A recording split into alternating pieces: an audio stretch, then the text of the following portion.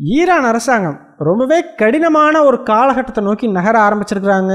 அமெரிக்க அரசாங்கம் ஈரான் கிட்ட இருந்து எல்லா விஷயங்களையுமே, அது அணு ஆயுதமா இருக்கட்டும், ஹவுதி கிளர்ச்சியாளர்களா இருக்கட்டும், அவங்களோட மிசைல் ப்ரோக்ராம் ஆகட்டும், எல்லாத்தையுமே ஈரான் கிட்ட இருந்து புடுங்கிறதுக்கான முயற்சிகள்ல இப்ப களமிறங்கி இருக்கிறாங்க. இந்த வீடியோல நம்ம என்ன பார்க்க போறோம் அப்படின்னா, அமெரிக்கா கூட ஈரான் அரசாங்கம் ஒரு நேரடி பேச்சுவார்த்தையை நடத்த மறுத்ததற்கான காரணம் என்ன, அப்படி மறுத்த ஈரான் அரசாங்கம் மறுபடியும் எப்படி அமெரிக்கா கூட ஒரு பேச்சுவார்த்தையை நோக்கி நகர ஆரம்பிச்சதுங்கிறத பார்க்க போறோம். கூடவே இந்த பேச்சுவார்த்தையில என்ன விஷயங்கள் எல்லாம் ஈரான் மேல திணிக்கப்படலாம், அதை எதிர்க்கிறதுக்கு ஈரான் வைத்திருக்கக்கூடிய திட்டம் என்ன, இந்த மாதிரி பல விஷயங்களை பற்றியும் இந்த ஒரு வீடியோல ரொம்பவே டீடைலா பார்த்தலாம். வீடியோவை லைக் பண்ணிக்கோங்க, சேனலை சப்ஸ்கிரைப் பண்ணிக்கோங்க. வாங்க வீடியோக்குள்ள போயிடலாம். அறிவோம் தெளிவோம் உறவுகளுக்கு அன்பான வணக்கங்கள். முதல் விஷயமா, அமெரிக்க அதிபரான டொனால்டு ட்ரம்ப் வரி விதிப்பு அப்படிங்கிற வார்த்தையின் மூலமா இந்த உலகத்தையே பத்தி எறிய வச்சுட்டு சத்தமே இல்லாம சைலண்டா ஈரான் கூட பேச்சுவார்த்தைகள் ஆரம்பிச்சிட்டாருங்க. 12ஆம் தேதி அன்னைக்கு ஓமன்ல இந்த பேச்சுவார்த்தைகள் தொடங்க இருக்குதுங்க. எதை பத்தி இந்த பேச்சுவார்த்தைகள் நடத்த போறாங்க அப்படின்னா, டக்குன்னு எல்லாருமே அணு ஆயுதத்தை பத்தி தான்ப்பா அப்படின்னு சொல்லுவோம். ஆனா அணு ஆயுதத்தை பத்தி மட்டும் இல்லைங்க, பல விஷயங்களை பத்தியுமே இந்த ஒரு பேச்சுவார்த்தை நடக்கிறதுக்கான வாய்ப்பு உண்டு. ஆக்சுவலா ஈரான் அரசாங்கம் பார்த்தீங்கன்னா, நாங்கள் அமெரிக்கா கூட பேச்சுவார்த்தையை நடத்த மாட்டோம் அப்படிங்கிற மாதிரி மறுத்துக்கிட்டு வந்தாங்க. ஆனால் ஒரு கட்டத்தில் அமெரிக்க அரசாங்கம் ஈரான் மேலே பொருளாதார தடைகளை ரொம்ப இறுக்கி பிடிக்க ஆரம்பிச்சாங்க. கூடவே ஈரானோட ப்ராக்சி குரூப்ஸையும் பக்காவா டார்கெட் பண்ணி பெரிய அளவுக்கு தாக்குதல்கள் நடத்த ஆரம்பிச்சாங்க. இதன் விளைவா ஈரான் மேல பிரஷர் அப்படிங்கறத அமெரிக்கா அதிகரிக்க ஆரம்பிச்சது. அப்ப கூட பாத்தீங்கன்னா ஈரான் அரசாங்கம் இல்ல, நாங்க பேச்சுவார்த்தை நடத்த மாட்டோம், அதுல எந்த மாற்றமும் இல்ல, ரொம்ப பிரஷர் பண்ணி எங்களை பேச்சுவார்த்தைக்கு வர வைக்கலாம் அப்படின்னு சொல்லி அமெரிக்கா கனவு காண வேண்டாம் அப்படின்ற மாதிரி சொல்லியிருந்தாங்க. ஒரு கட்டத்துல டொனால்டு ட்ரம்பே பாத்தீங்கன்னா ஈரானோட சுப்ரீம் லீடரான அயத்தொல்லா அலி காமெனிக்கு ஒரு லெட்டர் ஒன்னே எழுதி அனுப்புறாப்படி. அந்த லெட்டருக்கும் பாத்தீங்கன்னா ஈரான் அரசாங்கம் மறுப்பு தெரிவிச்சிடுறாங்க. ஆனா ஒரே ஒரு ஹிண்ட் ஒன்று மட்டும் கொடுக்குறாங்க, நாங்க அமெரிக்கா கூட பேச்சுவார்த்தை நடத்துறதுக்கு தயார், ஆனா நேரடியா பேச்சுவார்த்தை நாங்க நடத்த மாட்டோம்.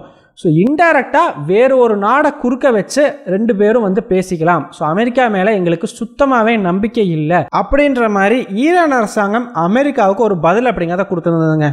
ஆனால் இதன் பிறகுதான் அமெரிக்கா பார்த்தீங்கன்னா ஹவுதி கிளர்ச்சியாளர்களை டார்கெட் பண்ண ஆரம்பிக்கிறாங்க. ஏன்னா அவங்க முக்கியமான ப்ராக்சி குரூப் இல்லையா. காசாவில் இருக்கக்கூடிய ஹமாஸும் சரி, லெபனானில் இருக்கக்கூடிய ஹெசபொல்லாவும் சரி, ஆல்ரெடி இஸ்ரேல் நடத்தின தாக்குதல்களால் பெரிய அளவுக்கு அவங்களோட கெப்பாசிட்டி அப்படிங்கிறத இழந்துட்டாங்க. மீதம் இருக்கக்கூடிய ஈரானினுடைய ஒரே நம்பிக்கை நட்சத்திரம் யார் அப்படின்னு பார்த்தோம்னா, ஏமனில் இருக்கக்கூடிய ஹவுதி கிளர்ச்சியாளர்கள் தான். அவங்க மேலையும் தாக்குதல் நடத்துறதன் மூலமா ஈரானுக்கு இன்னும் அதிக அளவுக்கு பிரஷர் அமெரிக்கா கொடுக்குது.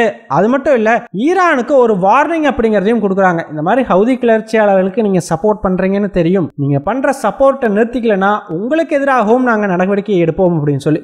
இது எல்லாமே ஈரானை எப்படியாச்சும் பிரஷர் பண்ணி நேரடியா பேச்சுவார்த்தைக்கு வர வைக்கணும் அப்படிங்கிறதுக்காக தாங்க. ஆனா இது எதுக்குமே ஈரான் மசிஞ்சு வரலங்க. ஒரு கட்டத்துல ட்ரம்ப் என்ன சொல்றாரு அப்படின்னா, ஈரான் எங்க கூட பேச்சுவார்த்தைக்கு வரலனா எங்களுக்கு வேற ஆப்ஷன் அப்படிங்கறதே கிடையாது, ஈரானுக்கு எதிராக குண்டுமலை பொழியறதை விட்டா அமெரிக்காவுக்கு வேற வழி இல்லை அப்படின்ற மாதிரி சொல்றாங்க. இந்த மாதிரி அமெரிக்காவினுடைய மிரட்டல் ஒரு பக்கம், மறுபக்கம் ஓமன் சைடுல இருந்து அமெரிக்கா சார்பான பேச்சுவார்த்தைகள் அப்படின்னு சொல்லி தொடர்ந்து நடந்ததன் விளைவா ஈரான் கொஞ்சம் அவங்களோட பிடியிலிருந்து விலகி வர்றாங்க. நேரடியா பேச்சுவார்த்தையை நடத்த மாட்டோம்னு சொன்ன ஈரான் அரசாங்கம் ஓகே அமெரிக்கா கூட நாங்க பேச்சுவார்த்தை நடத்துறோம் அப்படின்னு சொல்லி ஓமன்ல பேச்சுவார்த்தை நடத்துறதுக்கு அனுமதி அப்படிங்கறத கொடுத்திருக்காங்க. அதன் விளைவா 12ஆம் தேதி அன்னைக்கு முதல் கட்ட பேச்சுவார்த்தை அப்படிங்கறதும் நடக்க போகுதுங்க. ஈரானை பொறுத்த வரைக்கும் பாத்தீங்கன்னா, அவங்க அணு ஆயுதம் தயாரிக்கிறதுக்கு ரொம்ப கிட்ட நெருங்கிட்டாங்க. இப்படிப்பட்ட ஒரு சூழ்நிலையில அமெரிக்கா கூட ஒரு நேரடி பேச்சுவார்த்தை அப்படிங்கிறதுல அவங்களுக்கு சுத்தமாவே விருப்பம் இல்லைங்க. காரணம், அப்படி ஒரு பேச்சுவார்த்தை நடத்தப்பட்டு ஒரு ஒப்பந்தம் போடப்பட்டுச்சு அப்படின்னா ஈரான் அதன் பிறகு அதை ஃபாலோ பண்ணி ஆகணும். குறைந்தபட்சம் அடுத்த ஒரு 4-5 வருடங்களுக்கு, அட்லீஸ்ட் ட்ரம்ப் பதவியிலிருந்து வெளியே போற வரைக்கும் ஈரானால அணு ஆயுதம் அப்படிங்கிறதே நினைச்சு பார்க்க முடியாது.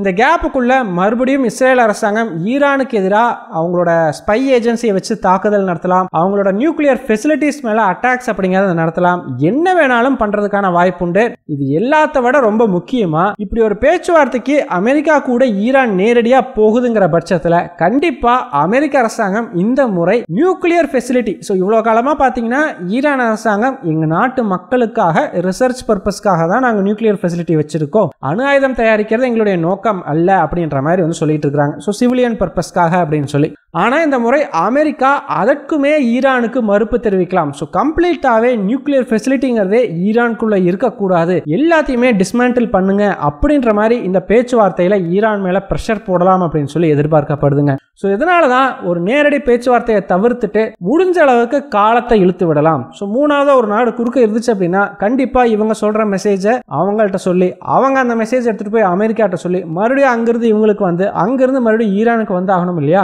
ஸோ இப்படி இன்டைரக்ட் டாக்ஸ் நடக்கும்போது பார்த்தீங்கன்னா கண்டிப்பாக டிலே அப்படிங்கிறது பெரிய அளவுக்கு இருக்கும். ஸோ அதை தனக்கு சாதகமாக பயன்படுத்திக்கலாம்னு சொல்லி ஈரான் நினைச்சது.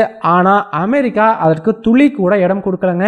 குண்டு போட போறேன், அதை பண்ண போறேன், இதை பண்ண போறேன்னு பயங்கரமாக மிரட்ட ஆரம்பிச்சிட்டாங்க.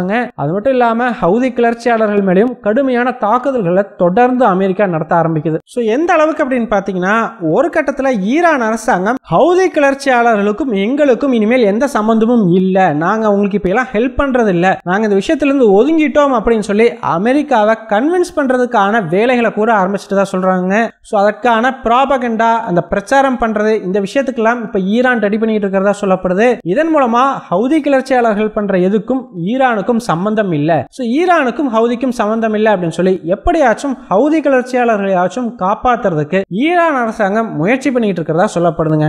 ஆனா எது எப்படி பார்த்தாலும் இப்போ ஒரு நேரடியான பேச்சுவார்த்தை அப்படிங்கிறது ஏற்பட போகுது. ஸோ எதை ஒண்ணு தவிர்க்கணும்னு சொல்லி ஈரான் அரசாங்கம் நினைச்சதோ அதையவே வந்து இப்ப ஈரான் மேல எப்படியோ ஃபோர்ஸ் பண்ணி அமெரிக்கா இப்ப பண்ண வச்சிருக்குது. ஸோ இந்த ஒரு நேரடி பேச்சுவார்த்தை அப்படிங்கிறதுல ஈரான் கூட அணு ஆயுதத்தை பத்தி மட்டும்தான் பேச போறாங்களா அப்படின்னு கேட்டீங்கன்னா கண்டிப்பா இல்லைங்க. அணு ஆயுதம் மட்டும் இல்லாம ஏமன்ல இருக்கக்கூடிய ஹவுதி கிளர்ச்சியாளர்களை பத்தியும் கூடவே ஈரானோட மிசைல் புரோகிராமை பத்தியும் அமெரிக்கா இந்த பேச்சுவார்த்தைகள்ல பல கண்டிஷன்ஸை வைக்க போறதா எதிர்பார்க்கப்படுதுங்க. ஸோ அந்த வகையில் பார்த்தோம் அப்படின்னா அணு ஆயுதத்தை பொறுத்த வரைக்கும் கம்ப்ளீட்டாவே எந்த நியூக்ளியர் ஃபெசிலிட்டியுமே ஈரான்ல இருக்கக்கூடாது.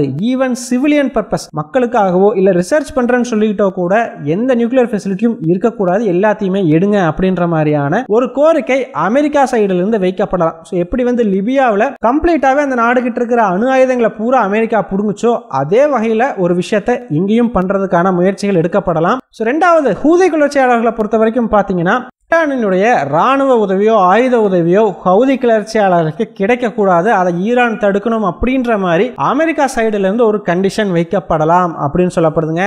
ஸோ ஆல்ரெடி பார்த்தீங்கன்னா ஈரான் அரசாங்கம் இப்படி ஒரு கண்டிஷன் வரும்னு எதிர்பார்த்து தான் ப்ராபகண்டாவெல்லாம் ஆல்ரெடி பண்ண ஆரம்பிச்சிட்டாங்க. இந்த மாதிரி ஹவுதி கிளர்ச்சியாளர்கிட்ட இருந்து நாங்கள் ஒதுங்குறோம், ஹவுதி கிளர்ச்சியாளர்களுக்கும் ஈரானுக்கும் எந்த ஒரு சம்பந்தமும் இல்லை, நாங்கள் அவங்களுக்கு ஹெல்ப் பண்ணுறது இல்லை அப்படின்னு சொல்லி. ஸோ தட் இந்த பேச்சுவார்த்தை நடக்கும்போது இல்லை நாங்கள் அப்படிலாம் பண்ணுறது இல்லைன்னு சொல்லி அமெரிக்காவை கன்வின்ஸ் பண்ணுறதுக்காக ஈரான் ஆல்ரெடி ரெடி ஆகிட்டாங்க. ஸோ ஈரானை பொறுத்த வரைக்கும் இந்த அக்ரிமெண்ட் போடுற வரைக்கும் அமெரிக்காவை கன்வின்ஸ் பண்ணிட்டு அதன் பிறகு மறுபடியும் ஹவுதி கிளர்ச்சியாளர்கள் கூட கம்யூனிகேஷனை எஸ்டாப்ளிஷ் பண்ணிக்கிறது தான் ஈரானினுடைய நோக்கம்ங்க. மூணாவதா பாத்தீங்க அப்படின்னா மிசைல் ப்ரோக்ராம். ஈரானை பொறுத்த வரைக்கும் அவங்களோட ட்ரோன்ஸ் ஆகட்டும் மிசைல் ப்ரோக்ராம் ஆகட்டும் அதை கண்டினியூஸா டெவலப் பண்ணிக்கிட்டே வர்றாங்க இல்லையா. இந்த மாதிரி இனிமேல் இந்த மிசைல் ப்ரோக்ராம்ஸை பெருசா டெவலப் பண்ணக்கூடாது, நிறைய மிசைல்ஸ் அப்படிங்கிறத ஸ்டாக்ல வச்சிருக்க கூடாது அப்படிங்கிற மாதிரியான ஒரு கண்டிஷனும் ஈரான் மேல போடப்படலாம் அப்படின்னு சொல்லி எதிர்பார்க்கப்படுதுங்க. இதுல அணு ஆயுதம் தொடர்பான கண்டிஷனுக்கே ஈரான் ஒத்துக்குவாங்களா அப்படிங்கிறது தெரியாது. காரணம் அவங்க கிட்ட நெருங்கிட்டாங்க, அவர்களுடைய பல வருட கனவு ஆசை எல்லாமே இந்த அணு ஆயுதத்தை தயாரிக்கணும் அப்படிங்கிறதுக்காக தான். அதற்காக பல விஷயங்களையுமே ஈரான் இழந்திருக்குது. அப்படி இருக்கும் பொழுது கம்ப்ளீட்டா நியூக்ளியர் ஃபெசிலிட்டியே இருக்கக்கூடாது அப்படிங்கிற ஒரு விஷயத்தை கண்டிப்பா ஈரான் ஏத்துக்கிறதுக்கான வாய்ப்பு இல்லை.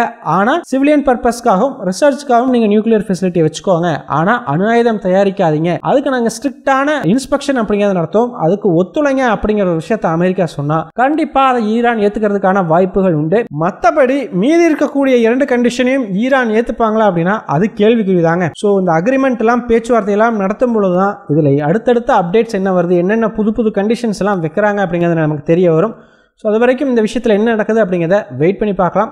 ஃபைனலாக நீங்கள் என்ன நினைக்கிறீங்க? ஈரான் அரசாங்கம் இந்த நியூக்ளியர் ஃபெசிலிட்டியே கம்ப்ளீட்டாக டிஸ்மேண்டில் பண்ணணும் அப்படிங்கிற அமெரிக்காவோட கண்டிஷனை ஏற்றுக்குவாங்களா, இல்லை அமெரிக்கா கூட எனக்கு அக்ரிமெண்ட்டே இல்லை அப்படின்னாலும் பரவாயில்ல ஒப்பந்தம் போடாமல் நான் அணு ஆயுதத்தை நோக்கி நகர்றேன் அப்படின்னு சொல்லி நகருவாங்களா? உங்களுடைய கருத்துக்கள் என்ன அப்படிங்கிறத மறக்காம கமெண்ட்ஸ் சொல்லுங்கள். நன்றி.